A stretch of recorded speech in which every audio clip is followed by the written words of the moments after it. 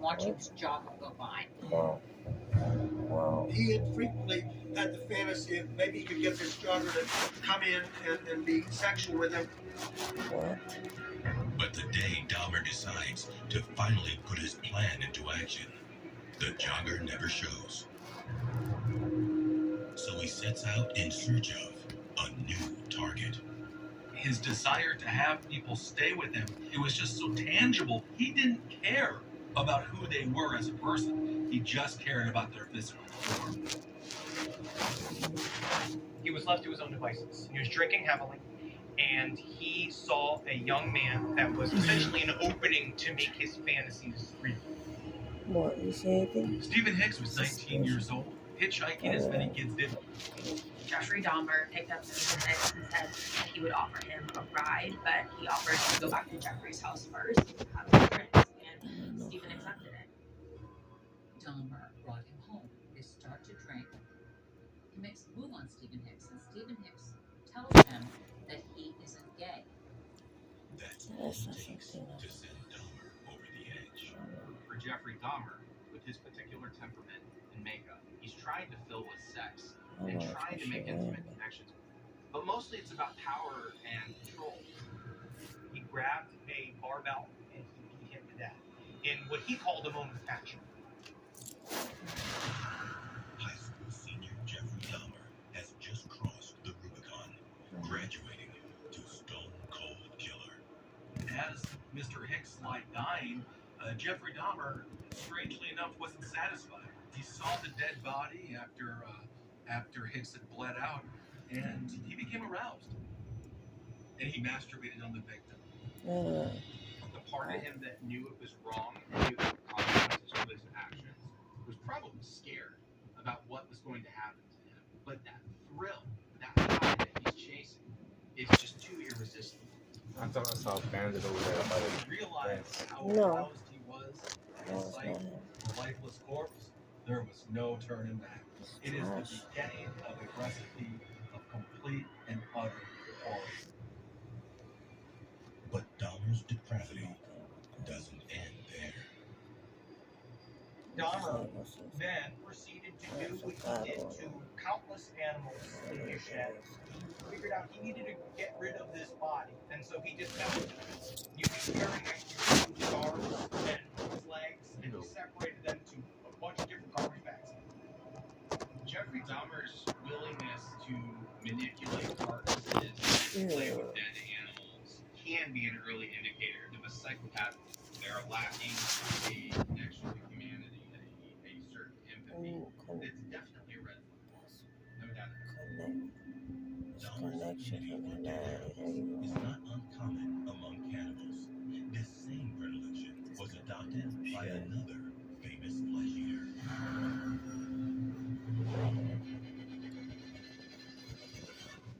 29-year-old Luca Magnotta. Luca Magnotta is let's call him an amateur model that uploaded videos of himself murdering cats to Facebook. Luca Magnotta was all about seeking attention. He wanted all eyes on him at all times.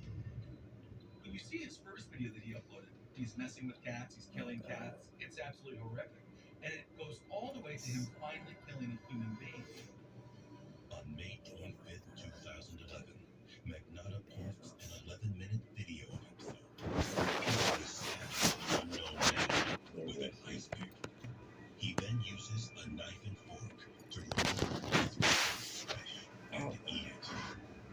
It's very much like a drug addiction. I'm going to do X amount of drugs the first time, but then I'm going to need to do more and more and more as it goes on. Luca Magnotta didn't just want to commit crimes. He also wanted to heighten his fame, which is something that's unique to serial killers nowadays, especially with the rise of the internet. That same week, Magnotta ships the remains of his victim to the headquarters of Canada's various political parties. He's tempting the cops, daring them to catch him.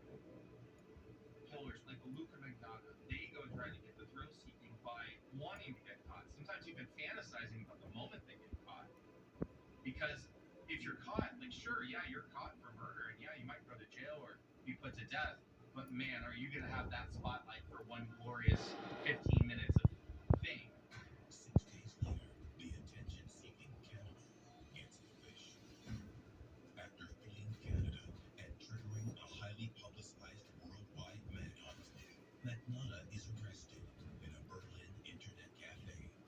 while surfing for stories about his own media coverage. He's extradited to Canada, stands trial, and is found guilty of murdering the man he ate, his 21-year-old lover, June Lynn. Magnotta's currently serving a life sentence. Unlike Luca Magnotta, Jeffrey Dahmer prefers to start with the spotlight. Let's see After now. killing and dismembering his first victim, Stephen Hicks, Dahmer fears he will be caught. Dahmer, at this point in his development, is still shy with what he's doing. So he's going to try to get rid of the evidence. With his victim in several garbage bags, Dahmer sets out to dispose of the remains at the dump. The website's But good. en route, his worst fear comes true. He's stopped by the police for erratic driving. They flashed a light into the back of his car. Said, "What's in the bags back there?" Dahmer calmly explains to the officer that he was having trouble sleeping, so he decided to get a jump on his weekly trash duty. Now, obviously, Jeff Dahmer was very good at hiding this dark side of himself. He was able to convince people, talk his way out of things, appear relatively normal. Police can give him a all shucks, you just get out of here. You watch yourself getting home.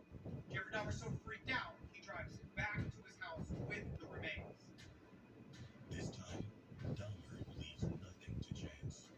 They then dissected it further, pounded the bones into pieces, small pieces, and then spread it out over the 1.25 wooded acres of his home. This wouldn't be the only time Dahmer narrowly escapes being caught in the act. He's proven to himself that he can do it and get away with it. So how do I find this high again?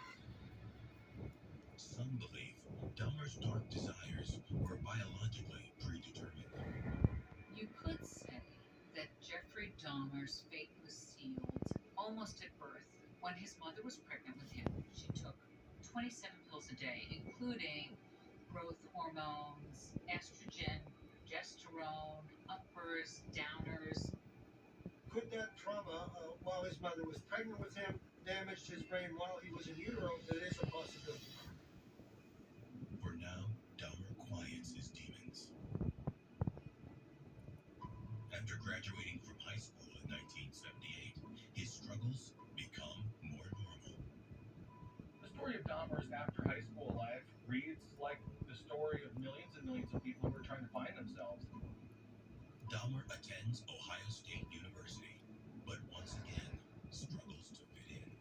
He enrolled into college, which he actually did flunk out of after a year because of his alcoholic tendencies. And after that, his father forced him to go into the army. Became an army medic, was dispatched to Germany, but the drinking problems surfaced while he was in the military. Yes, they don't take EBT on the website. Sent home. But coming home to Ohio doesn't help either. Some problems there at home drinking, and the father thought that Dahmer was best served by going to live with the grandmother. In December 1981, Jeffrey moves to Wisconsin to live with 77-year-old Catherine Dahmer. The hope was that maybe a change of venue would be helpful. Dahmer seems to take well to his new environment, finding new ways to suppress his feelings of otherness. The grandmother was a spiritual person, and she seemed to have a beneficial influence on him. Dahmer said he started reading the Bible, started thinking about these things, and assessing what he had done. Religion was like his last effort on trying to fix what he thought was broken, which was being gay. And he really drove into that and spent a lot of time studying religion, going to church, and everyone around Jeffrey thought that this was going to be a really good thing for him. Now, 21-year-old Dahmer lives under the radar, doing his best to play the part of a dutiful, church-going grandson. But below the surface, evil is rising. He continued to push down these demons that he held within. But keep in mind, what happens in the darkness comes to light.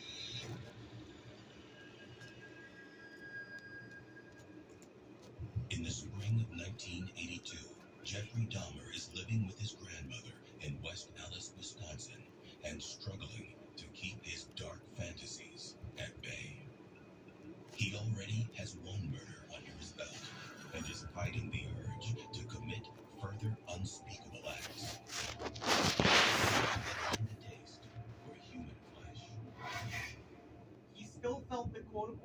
forced about Stephen Hicks into his adulthood.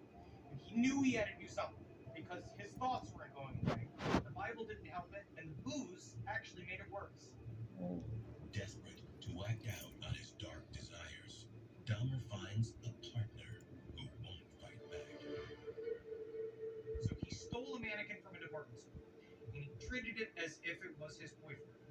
He would go out with it, he'd leave it in his car, he'd sleep with it in the bed. This wasn't some fun senior prank.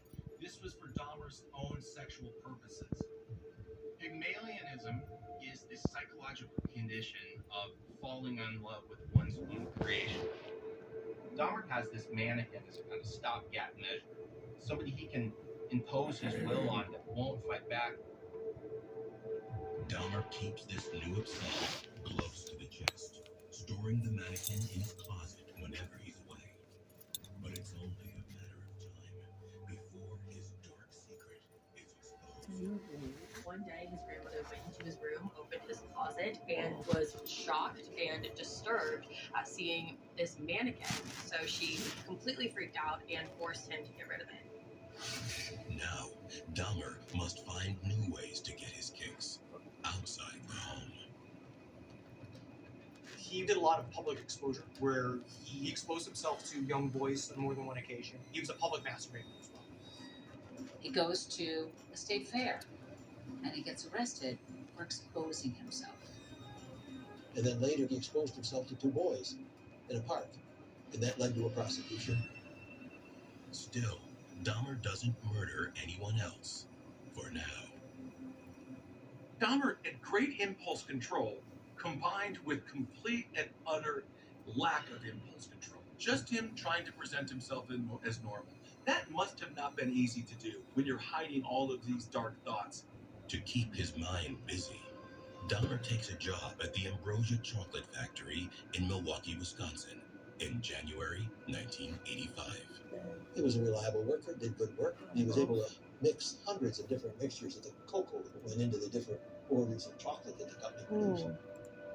None of Dahmer's co-workers have any idea of the dangerous sexual fantasies filling his head. But as his desire grows stronger, Dahmer seeks out a new lover in the strangest of places. One day, he saw the obituary of a man who had passed away in a motorcycle accident. And just by looking at the picture of this man, he completely fell in love with him. So he ended up going to where this body was buried.